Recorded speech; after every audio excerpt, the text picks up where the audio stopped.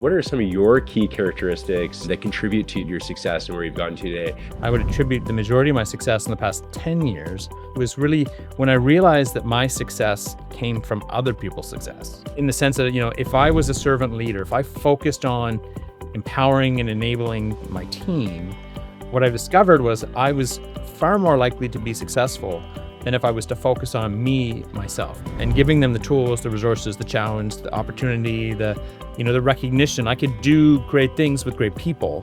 What do you think are the most misunderstood aspects of smart building technology? Well, technology is not the answer. Technology is a tool. I think often people think I'll just run this software or I'll put this technology on board. It'll be my golden savior. That's just not what technology is. Technology is a tool that enables us either to make better decisions. It allows us to do greater analysis or cross systems and learn from things quickly, rapidly. Welcome to the Mastering Property Management Podcast. I'm your host, Jared Sarbit. Join me as we delve into candid conversations with industry experts to uncover their strategies and insights for achieving success in property management. Whether you're a seasoned pro or just starting out, let's elevate your property management skills together. Hi, everybody. I'm Jared Sarbit, and this is Mastering Property Management. Today, I have the honor and privilege of having Lachlan MacQuarrie on, the Vice President of Customer Success at Intelligent Buildings. Lachlan, thanks for coming on. Thanks, Jared, for having me. Appreciate it. Absolutely. Lachlan, tell us a little bit, who is Intelligent Buildings? Sure. Okay. Intelligent Buildings is a CRE or commercial real estate tech specialist who helps building owners and operators simplify technology. It's been around for about 20 years, a relatively small firm that started off predominantly in strategic advisory, evolved through assessments, and then just around the pandemic, moved into the managed service space, predominantly in cybersecurity. So fairly tight focus.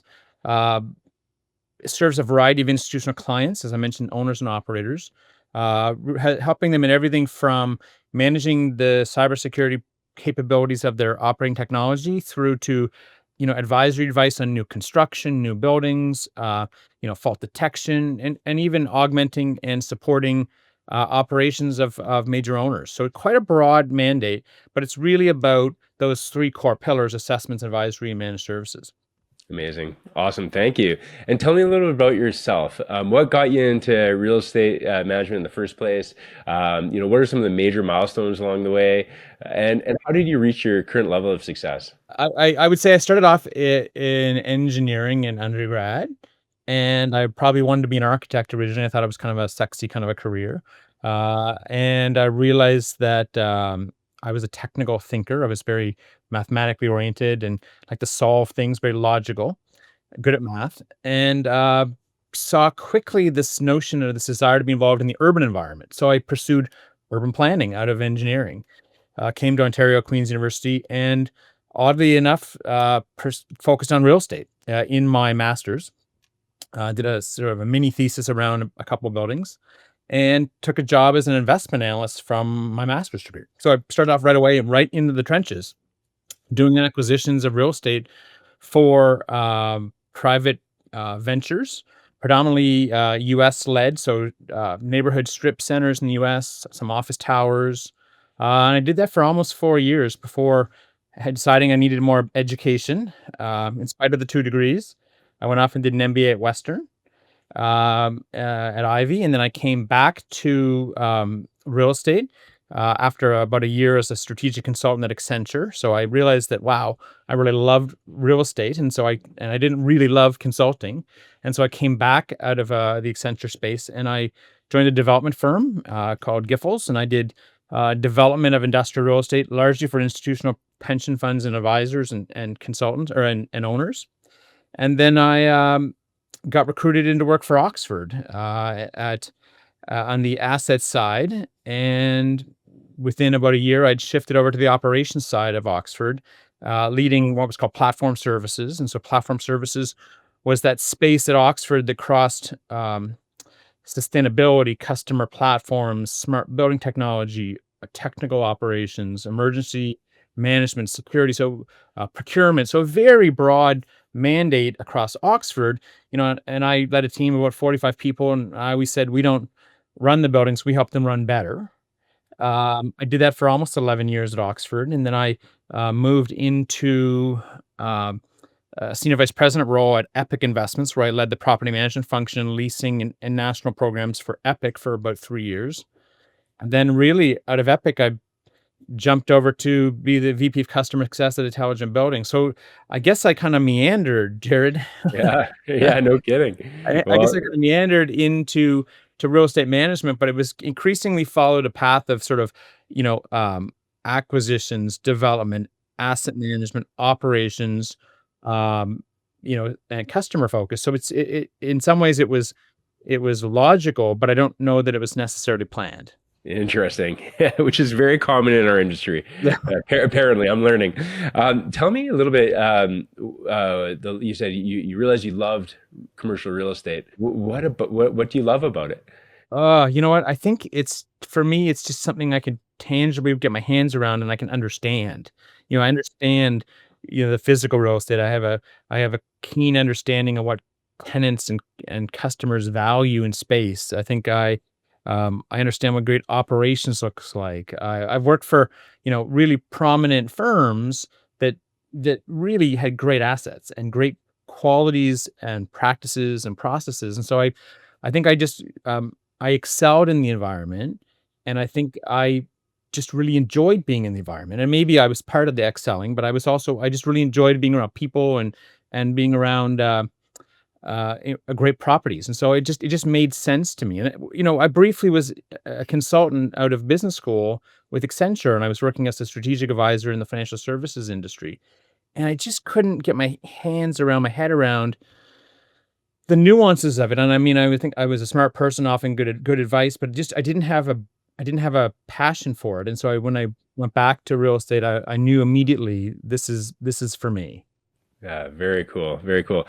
And what in intelligent buildings? What was the appeal there? I mean, you've done some really senior roles. You have an amazing, incredible resume, educate both education and experience. Why did you pick intelligent buildings?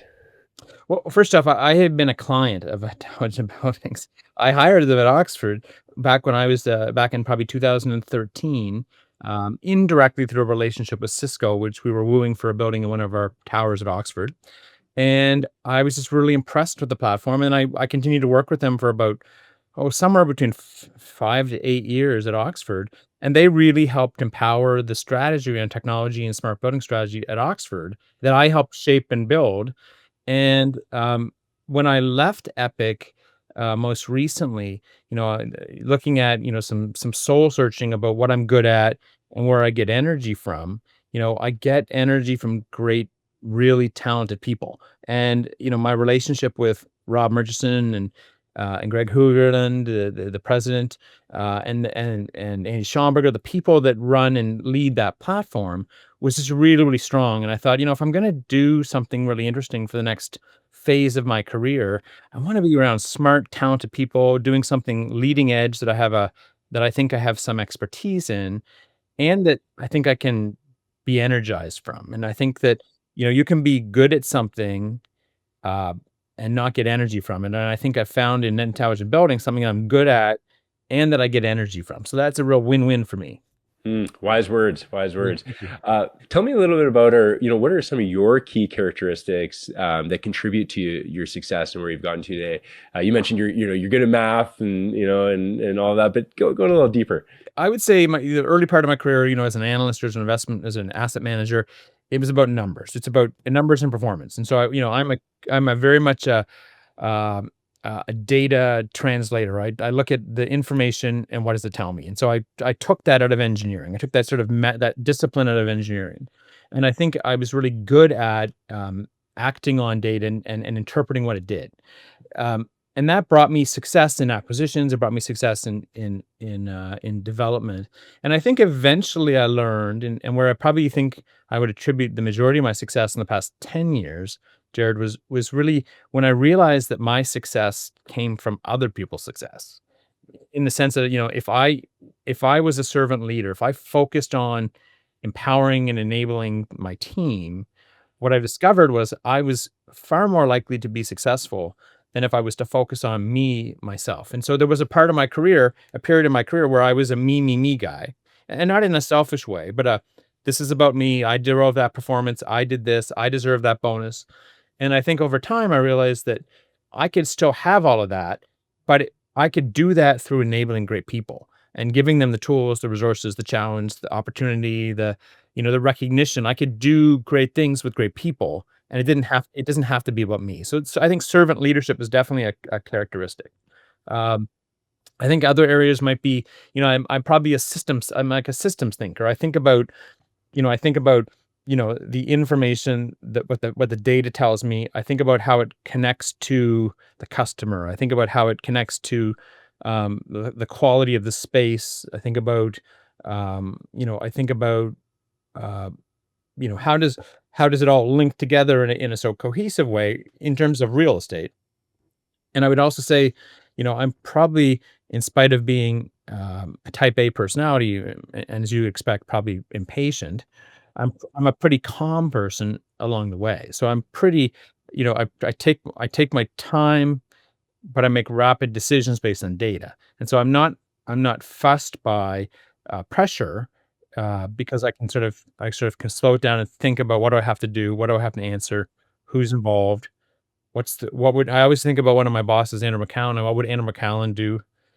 Regularly say that to myself. So yeah, I think those are types of things I bring that have been successful for me. That's really good. And this is why I love this podcast, because I learn so much from people that have those kind of qualities. And yeah, I really love that. The servant leadership is huge. And Yeah, that's totally.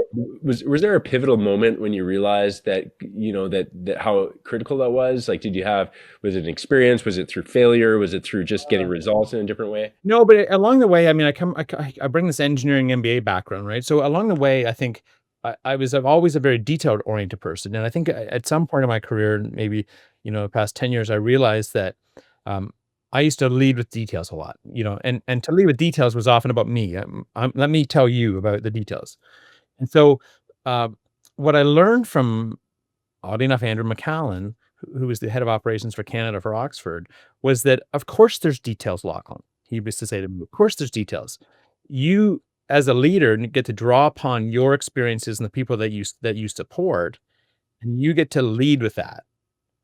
You don't have to always explain yourself. You are where you are because you worked hard to get there. And that was a pivotal moment for me in realizing that I don't have to always be detail oriented, because I can rely on the details when necessary, and I can share the information or the logic if it's important and relevant. But I can still lead and not worry about all the things that give me the information that I need to make that decision. Yeah. Wow. Yeah. Wow. Interesting. And through that, you just started seeing better results, and so you just kind of, Totally, totally, and yeah. I think, we'll talk about some of my board experience, but I learned that, strategy, to make great results, you have to think strategically, and you have to think about what you wanna accomplish. You gotta ask yourself, "Do we have the right ingredients for success? And if I don't have it, or what has to be true?" And if you think, I think one of the strengths of coming out of a business school environment is they teach you frameworks. Like, what's the framework you should apply here? Is there a, if you want to do something, you can ideate and do pilots and test all sorts of things. If you want to run faster, you do it with a framework, some sort of a rule set, or these are the things I want to check off. Brilliant, brilliant. And that actually leads me right to my next question. You've mentioned a little bit of this already, but you hold a master's in urban and regional planning from Yeah, Queen's, bachelor's of science in civil engineering, an MBA from Ivy School of Business, yeah, and an ICDD designation for the Rotman School of Business. yeah. A strong reflection of your commitment to leadership, education, and governance. How has this diverse academic background influenced the way you approach decision making in property operations and asset management? Well, I think the first thing is that you can never have enough education. I'll say that. So it's given me a breadth of exposure, right? But I would say that what it's given me more than anything is a deep sense of curiosity.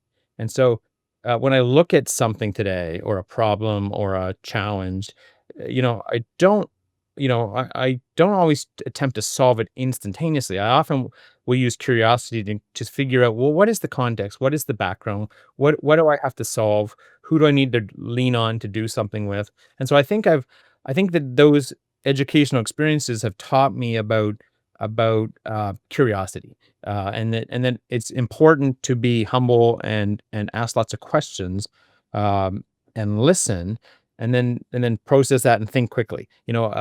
My current CEO says, you have 2 ears and 1 mouth, like, use them in that proportion, please, right? Yeah, right. Yeah. Yeah. Yeah, that's really good. Really, really good.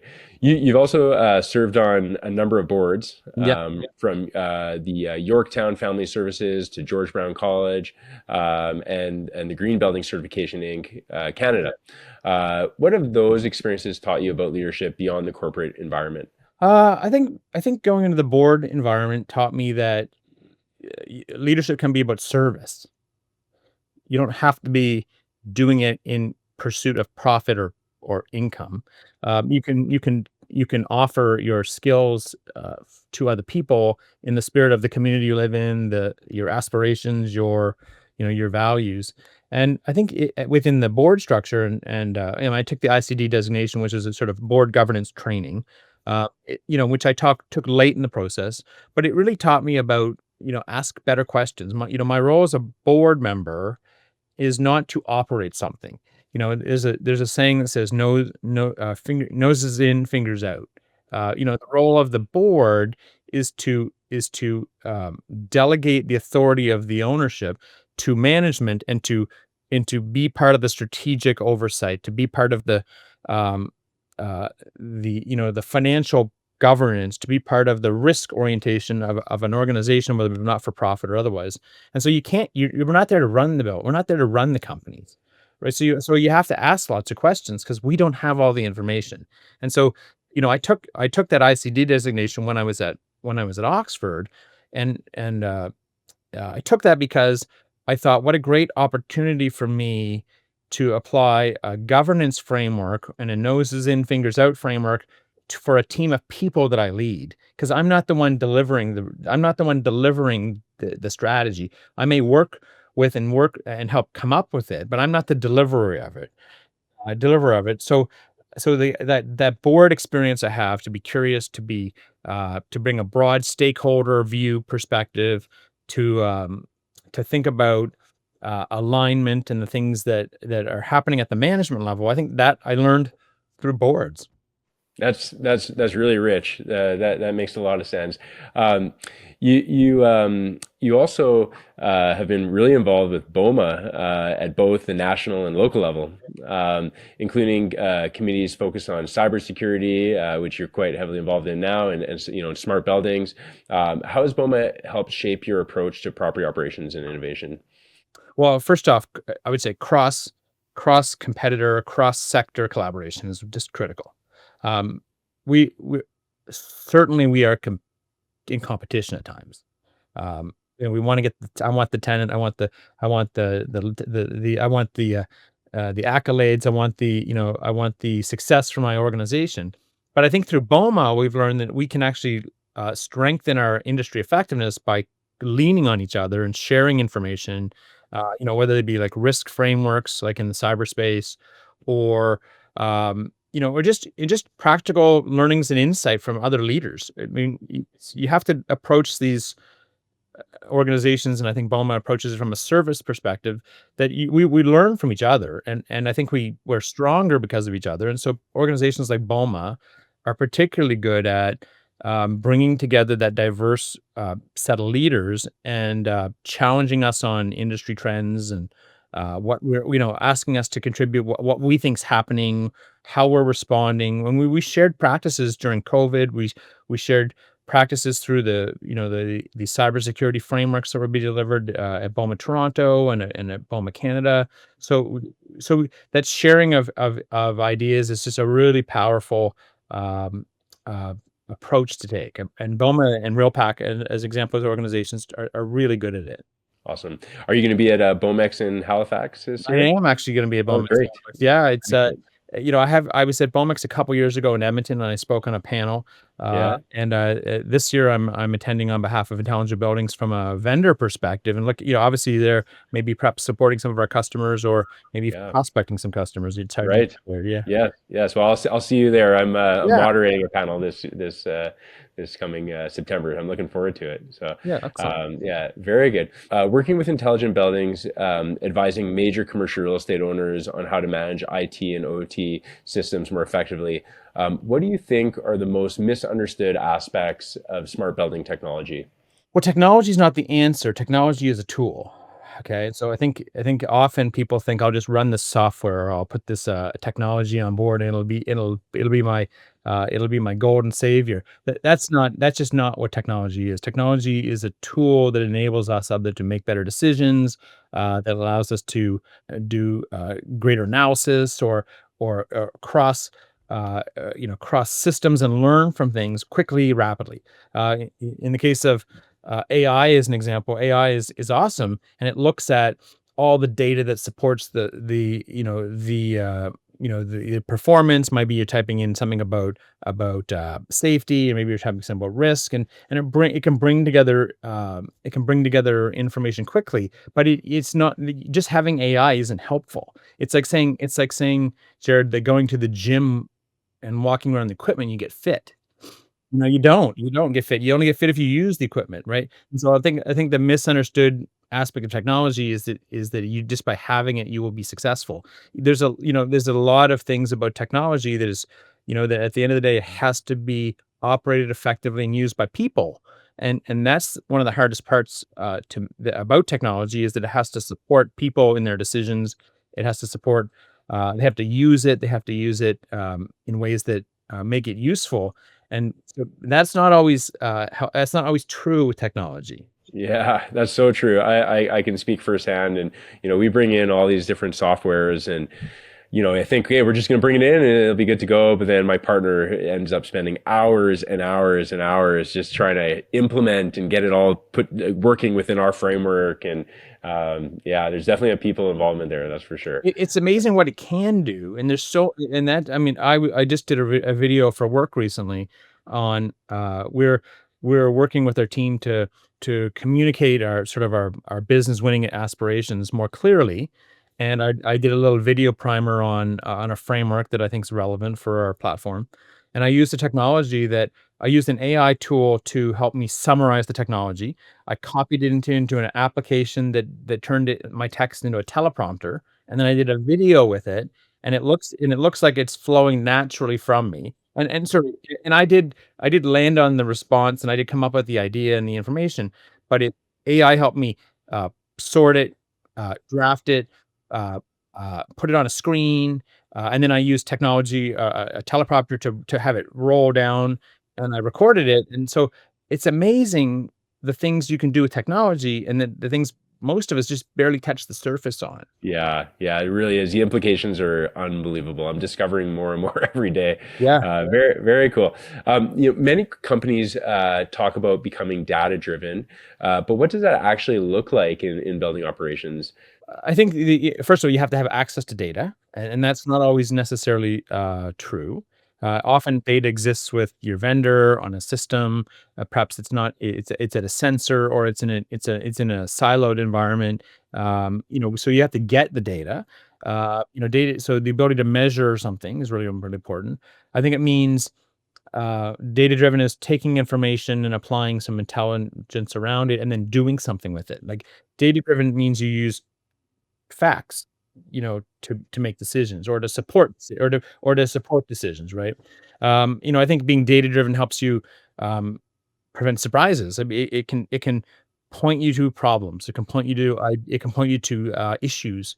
And I think being data driven allows you also to accelerate or have a greater speed of value of success when you start to think about like something like fault detection. You can use data from HVAC systems, customer CMS MMS platforms around complaints.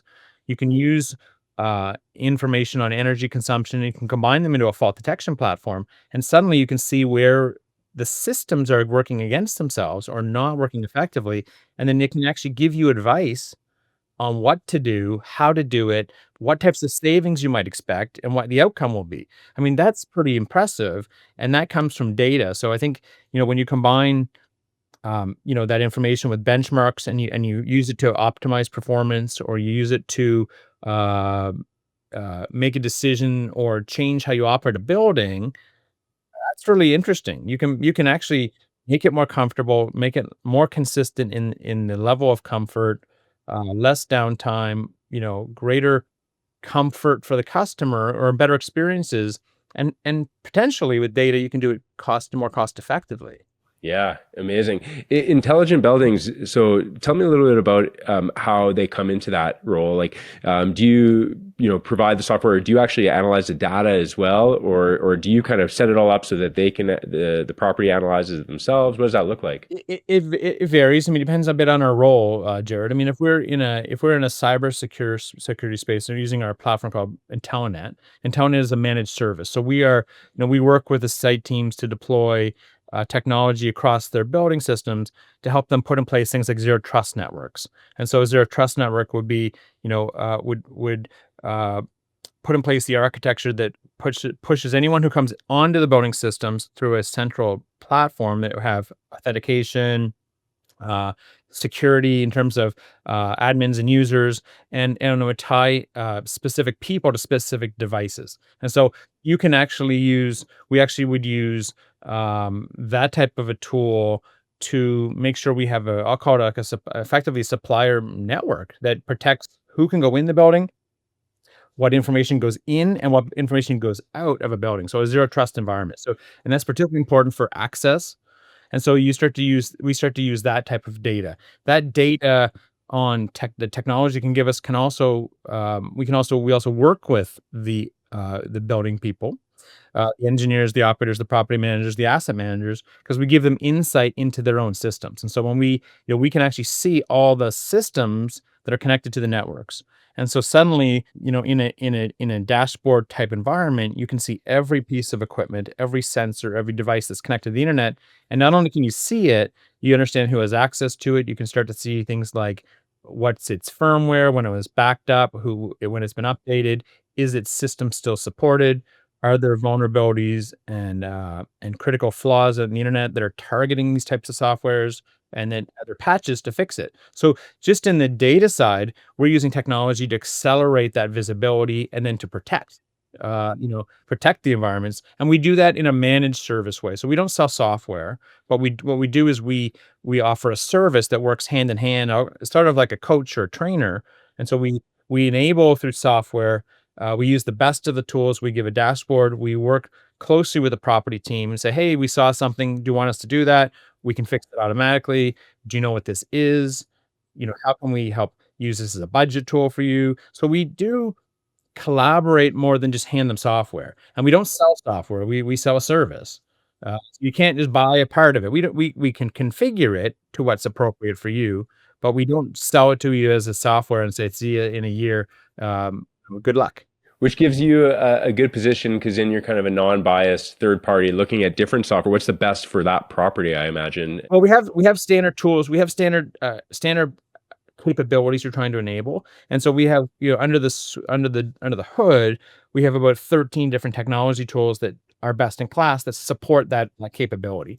And we have the ability to change that software or that backup over time and make it better for customers. But yeah, we very much look for things that are leading edge and provide the capability and that we can actually do with the customer. I mean, we really want to be part of a recurring relationship and not just be, a one-time transactional vendor. Yeah, very good, very good. I hope you don't mind. I'm going on a little bit of tangents, Yeah, but no, that's okay. thank you, thank you. As you know, I own a janitorial company. How does have intelligent buildings looked at data to impact the janitorial services at all, or is that not a space that you work in at all? I'm gonna say I don't know the answer to that, but I will say that, I have seen and done some pilots with, in the janitorial space, Jared, where I've seen where we've put sensors in garbage cans to know when they're full, for instance, or we've used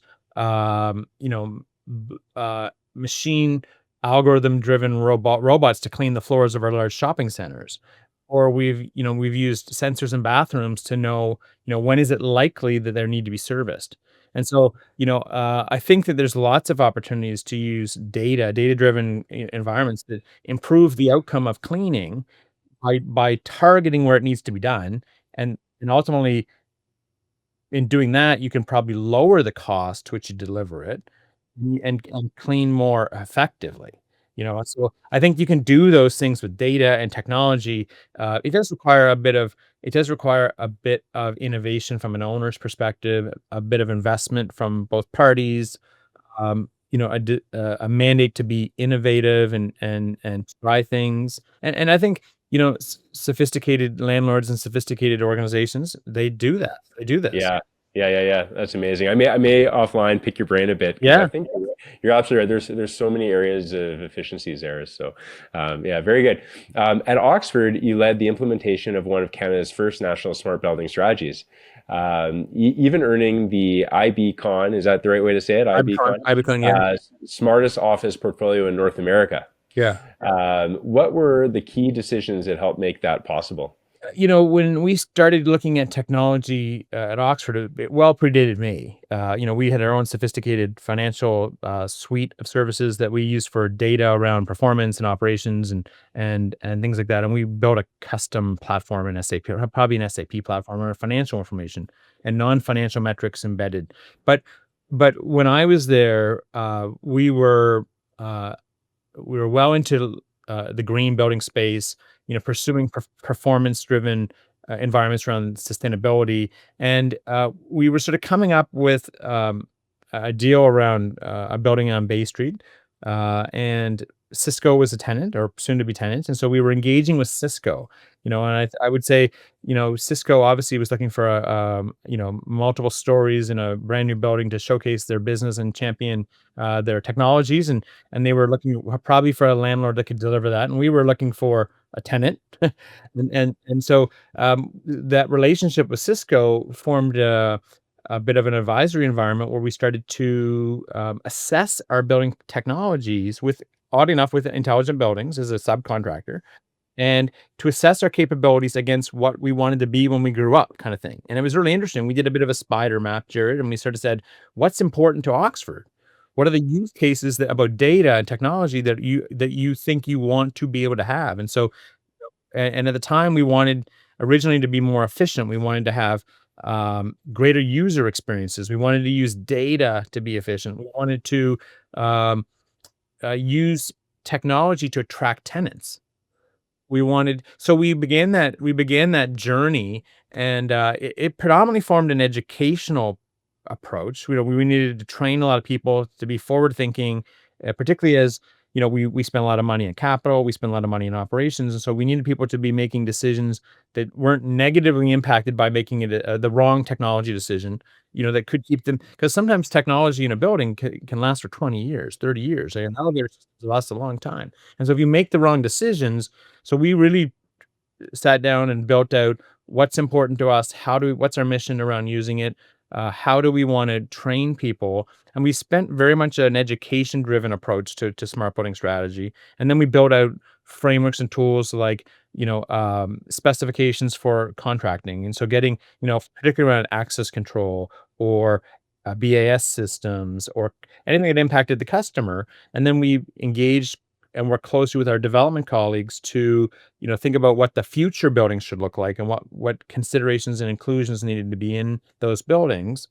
Our building environment as a whole, and not just at Oxford, but or in other buildings that companies I worked for, every building was a little snowflake, Jared, and we know that that's partly not by design. It's probably by poor design, because every system was siloed and every system was dependent, and so there had to be a better way. And I think, looking it through and understanding and pursuing information through organizations like Realcomm and IBCom, and going to conferences, and asking about data, and working with smart tenants like Cisco and Intelligent Buildings, taught us to learn and test and pilot and build tools, and then empower people to sort of be at the forefront of that space. I think our recognition as the smartest portfolio probably was about the a combination of the scale to which we delivered it, and the pace at which we delivered it. And I would think, we were relatively at the time when I was engaging in, this strategy and working with my team, I thought we were way behind the 8 ball.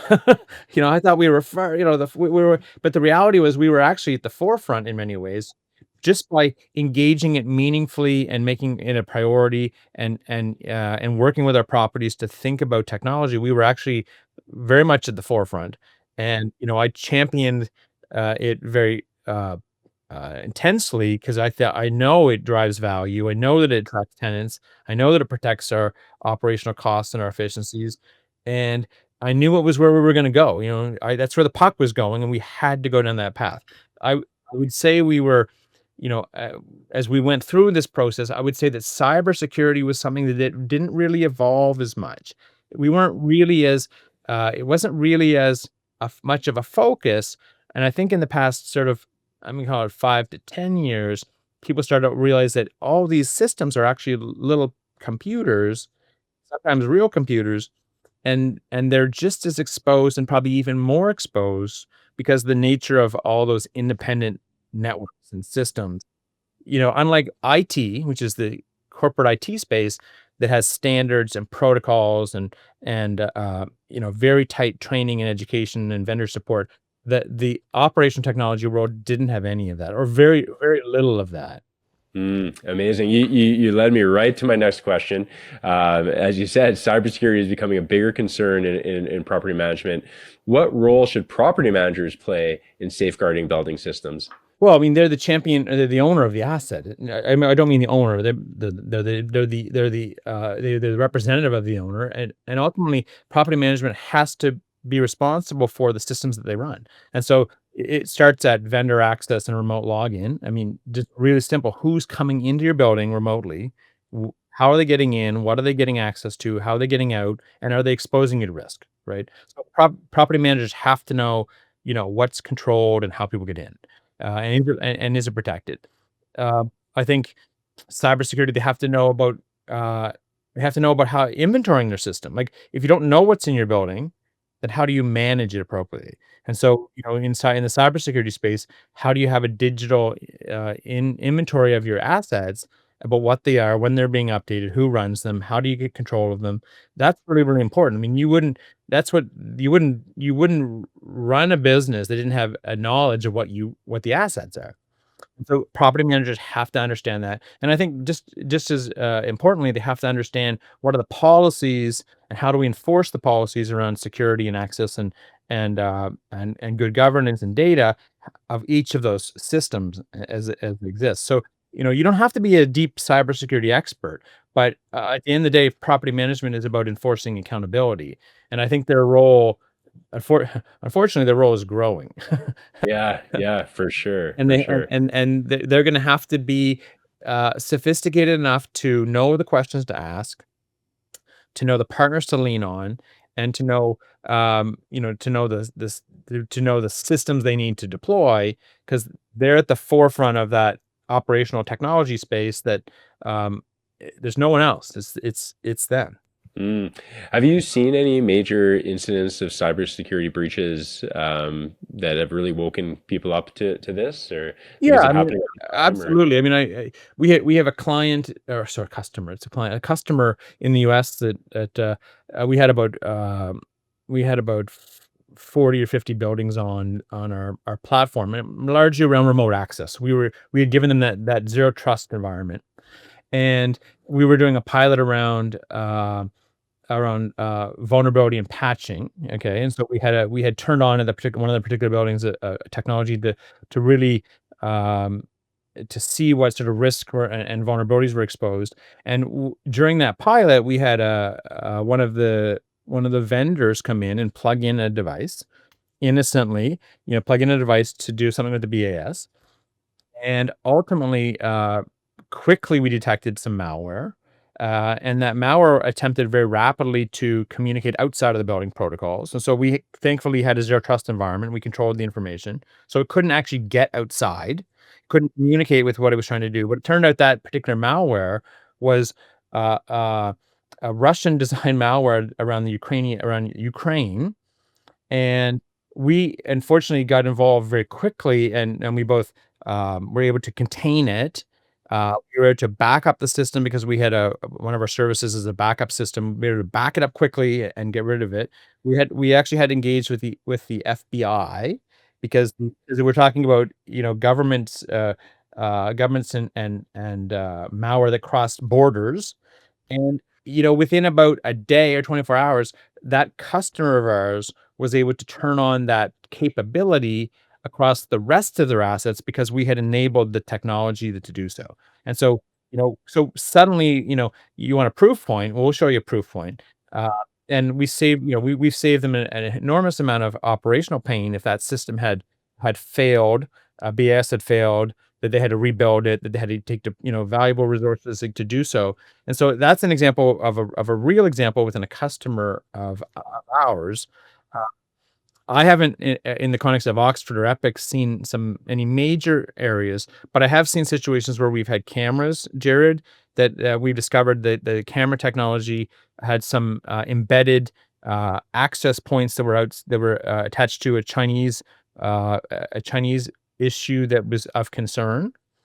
Uh, and I've, certainly heard lots of examples, where, there was a Home Depot example where an HVAC contractor came in and impacted Home Depot, I believe. And so there's lots of examples, most of which you probably never hear about. And they're not always giant flaming disasters. They often can be, a system goes down, they lose control, and someone is fooling around with information. And next thing you know, they manage to control it and maintain it, but they spend money and time and effort doing so. Um, we had digital, and I was involved in rolling a digital signage uh, collaboration across Oxford's retail with Cineplex. And I remember saying to, or I can't recall if I said it to my boss or my boss said it to me, but one of the biggest concerns we possibly had was imagining someone going into the video screen in Yorkdale Mall, and imagine if they were to turn on pornography. And, and I thought to myself, this will go viral if we have this happen. And I have heard of an instance where that has happened, not not at Oxford, not at any of the Canadian platforms, but at a US firm where they had pornography on the screen.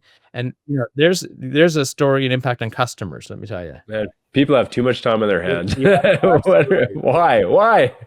I don't What know. are you doing? Yeah. Yeah, crazy. Very interesting.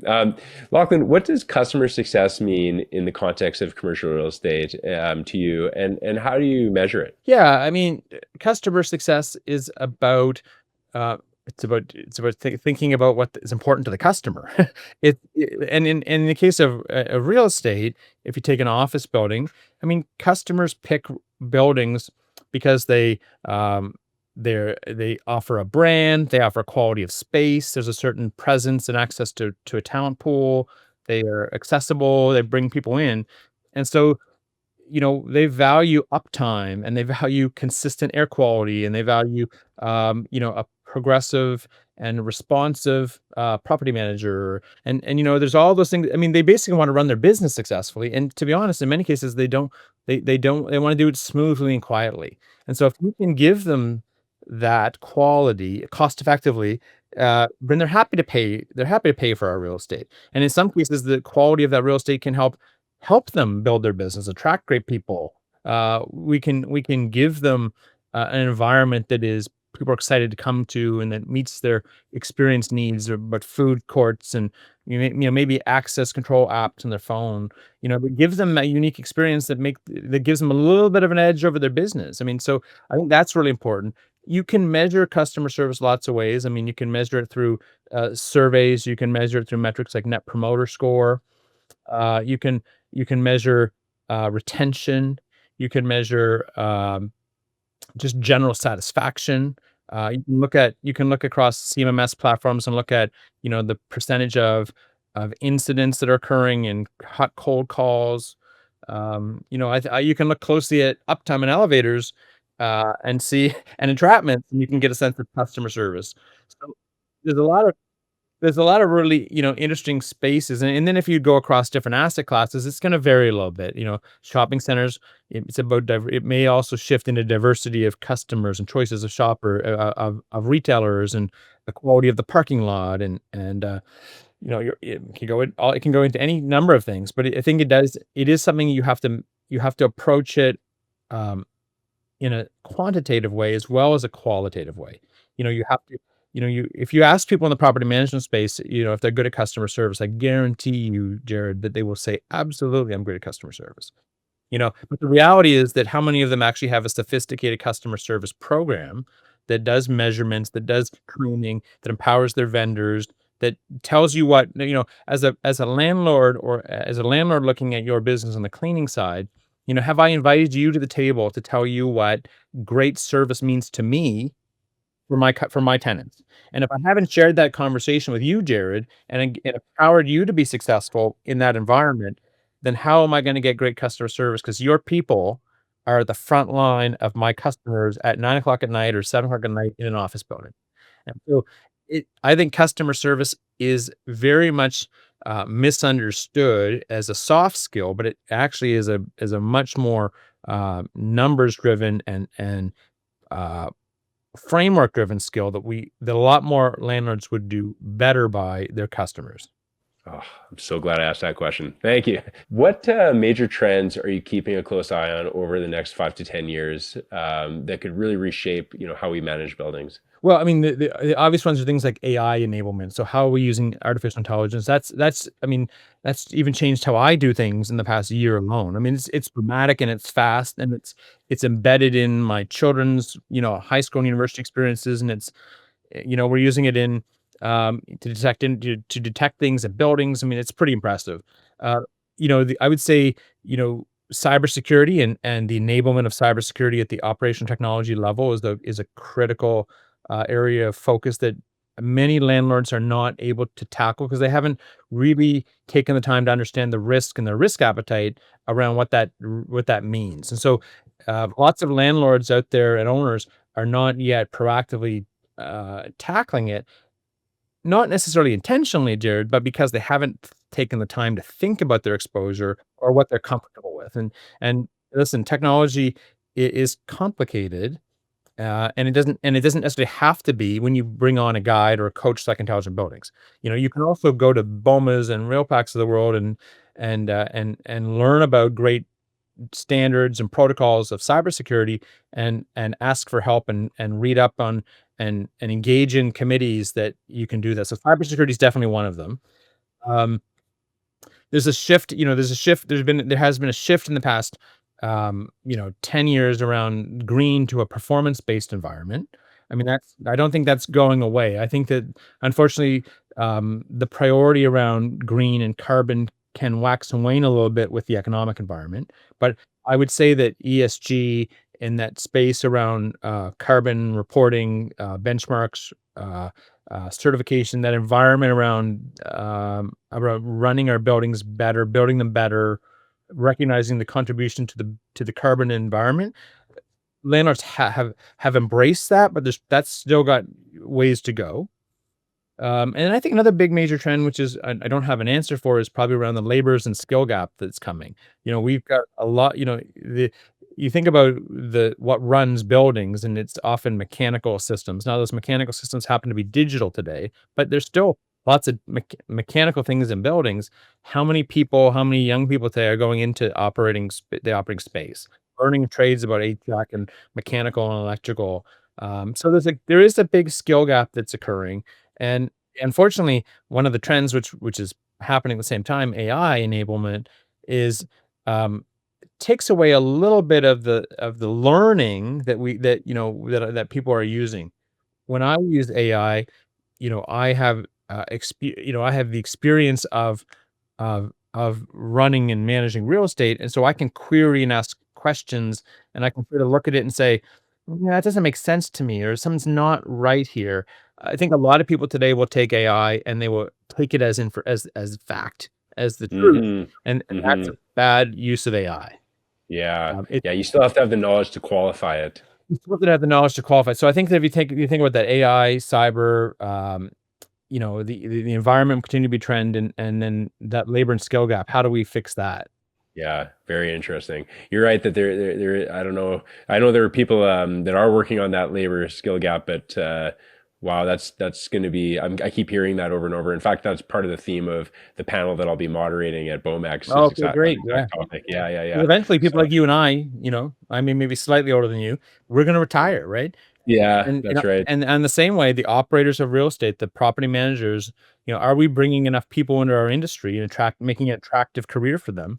When you throw in the results of work from home in the pandemic, and the shift that's happened in the office world in particular, what's the new role of real estate in a future that's much more digital and much more digitally enabled? There's no simple answer for that. No, no, there really Yeah. isn't.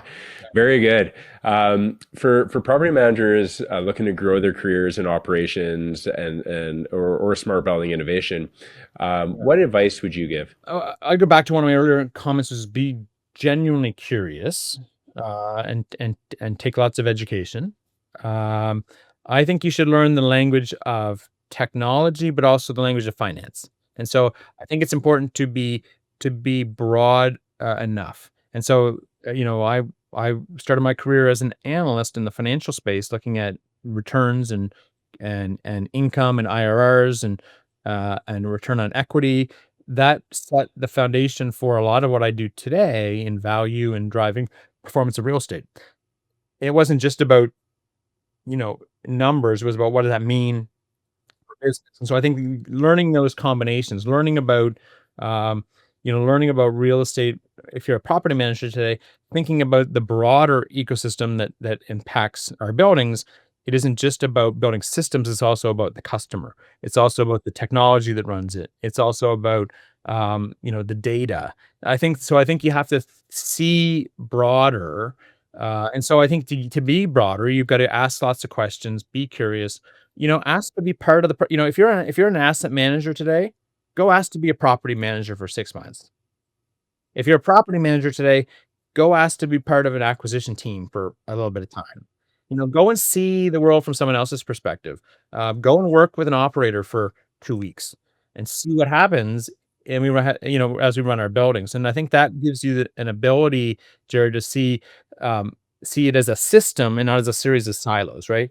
Um, and I think, that's some advice. I would also say, start small, prove your value, get a skill, prove your value, and constantly, put your hand up and say, I'll do that. I'll try that. I'll learn. Uh, and, uh, be humble, possibly. I mean, humble is a hard statement to say. Often it's easy to say at the end of your career as opposed to the beginning of your career, but be humble. If you don't understand something, put your hand up and say you don't understand it. Like that's and maybe go and say, "Hey, I've looked into it. Here's what I think the answer is." A lot of people start off very um insecure as it relates to, how to respond to something they don't know how to do. You know, I didn't know at the time how much public speaking or leadership I was ever going to do when I started my career. So guess what? You're probably going to do a lot of it. Take the time to take some courses on speaking, on communicating, on AI, because it's going to be part of your future. Yeah, the theme that in that whole answer is what you spoke about earlier is education. Yeah, Like you can yeah, always constantly educate yourself, and in the world of property management, what I'm learning through this podcast is that it's never ending. There's so much to learn, and you just can't take your foot off the gas. You have to always constantly be pushing your boundaries, educating, and I agree. yeah, I also say that go and work for the best companies you can work for. As an employee, the environment changes and the job market changes, but you don't have to settle, right? So, and I don't think I don't think I ever settled in my career, but if you don't like the organization, or you don't feel commitment, or you don't feel that they're progressive enough, then don't settle for that. Go to find someone who is. Go and build your skill set out and look for that better role or a better company. Uh, it makes a difference. The quality of your career is often based a lot in your experiences and what you're exposed to, and your the company you work for can have it make a difference. And I'd say be ambitious. Like Don't settle. Yeah, great advice. Thank you. If you could manage or design any iconic building or project in the world, what would it be and why? Well, I wanted to originally be an architect, so I was so this is a good question. I would say I'm gonna think real local here, Toronto. I love Brookfield Place and TD Canada Trust Tower. I just think it's the best building ever. It's got two massive office towers with an atrium designed by an architect named Calatrava that you walk up from the food courts in both sides of this building into the atrium, and it's this steel structure and glass joining two buildings, and it's just the most powerful building. And I think it's about, and it crosses in some historic buildings into it, and it's downtown Toronto, and it has this combination of like um, leading edge, prominent triple A class office with, you know, arresting architecture, and then I think it's got a downtown historic location. Geez, I wish I'd been involved in that. Sorry, I was involved in the building from a management perspective at Oh, Oxford. really? Oxford Okay. owned Yeah. Oxford owned the TD Okay. Canada Trust Tower, Brookfield owned Awesome. Brookfield Place. So there was a Gotcha. collaboration there. But if I could have been involved in the design of it or the running of it or, anything like that, I would say. Um, and then I would say I would love to do some I would have loved to done some more of something in New York City. Like I come from small town, I come from Halifax via, eventually Fredericton, New Brunswick. Um, and I just love New York, the vibe, the buzz.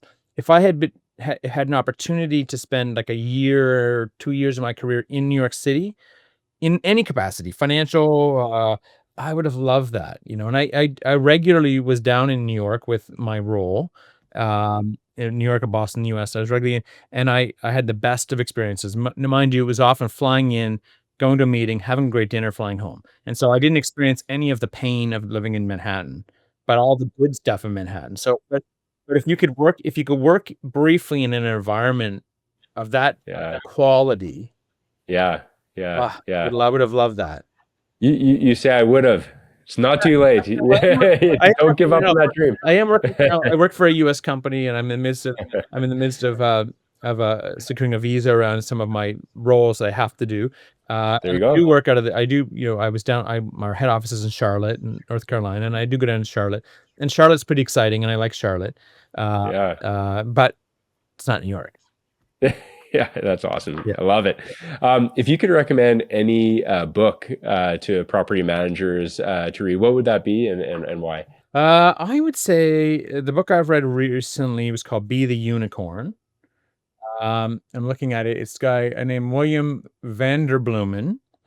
He writes the 13 habits of standout leaders, practical and engaging. Like it's just I'm gonna say it's 13 chapters. It sort of says there's fundamental skills you have to have. You have to be you have to be proactive. You have to network.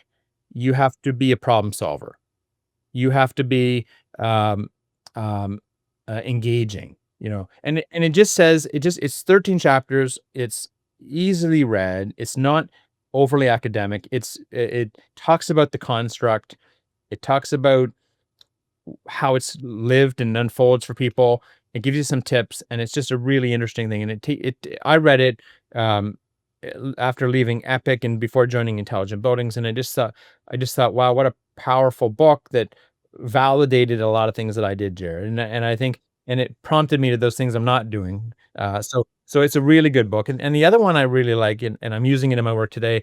Because I'm in a technology company that's at the forefront, and so strategy is particularly important, as it is for many organizations, but it's particularly important in a rapidly moving space. It's called Play to Win. It's about how do you use strategy design for competitive advantage, and it's a really neat framework, and the the the the crux of it comes down to, if you want to win at something, what has to be true. You know, so if you want to be an Olympic athlete, you have to train, you have to have a diet, you have to have a coach, you have to have a skill, and you have to have, it goes through what has to be true, and it says, you have to have an aspiration, you have to know where you're going to do it, you have to have the right capabilities, you have to have the right systems in place. And so it treats winning from a strategy framework. And so I would say read that one, and then the third one, to which I would say specifically to property managers, is read the book raving fans. It's about customer service. And if you can apply a customer service filter to everything you do, the tenet is you will drive and create raving fans. And raving fans tell your story. And they say that is the best landlord and that is the best property manager. And you should go to an Epic building. You should go to an Oxford building. You should go to a Cadillac building. It's going to tell you, and that is the best thing you can create in a customer. This notion that they will tell and sell your story. Yes, So I love raving that. fans is a really good one. Very, very good. 3 awesome books. Wow. Okay, I got some reading to do. So those are all really, I really good. recently picked up 4 books. My boss at Intelligent Buildings, he's very much an entrepreneur, very creative, and he said, "Oh, you got to read this book on selling." And then he said, "Oh, you got to read this book on building companies." And then he said, "Oh, you got to read this book on customer success." And I'm like, "You have to stop giving me books." Audiobooks. I like to read books, like physical Okay. books, because I like to write in the margins. And Uh-huh. so in spite of working for a technology company, I actually like old school. So Yeah. No, I'm looking forward to the day that my kids are a little older and I can actually sit down and read a book. This bookshelf, I keep saying to yeah, people, look it's at not. that behind you. It's not getting any bigger though. I haven't added many because I've just gone straight audio in the last few years. I just don't have time. But no, that's it's so important, right? Like your brain's a muscle, and the more you work it, the more you read, the more you absorb, and even if you don't feel like you're absorbing it all, it's still working your brain in so many ways. Yeah, So, totally. yeah. Awesome. Well, Lachlan, thank you so much for coming on. Can the listeners connect with you, LinkedIn, or is there a better place? Absolutely. I'm available on LinkedIn. It's it's pretty easy. Lachlan MacQuarrie. I'm Yes. usually pretty responsive. You can also reach me through Intelligent Buildings. Perfect. Lachlan.macquarie at intelligentbuildings.com. And those are probably the 2 best ways to reach me. Okay. Excellent. But I'd Excellent. be happy to assist anyone. I never say no. I may not do a lot, but I won't always say no. That's amazing. I'll get you started on something, and I'll find a That's way to awesome. help. So yeah. Hence why I'm honored to have you on the podcast. Yeah, I'm thank really you. glad you said yes to this. So I appreciate thank you so much. I wish you much continued success with Intelligent Buildings and whatever you're doing. And maybe I'll be in New York one day. Maybe we'll exactly. Yeah. And I look forward to seeing you in Halifax, in I guess your original hometown, right? Is that that's my original hometown? Absolutely. And I have a daughter who's starting Dow in commerce in September as well. So amazing. Well, maybe I'll hang out with you so you can show me all the good spots there. perfect. Yeah, right on. All right. Thanks so much. Thank you.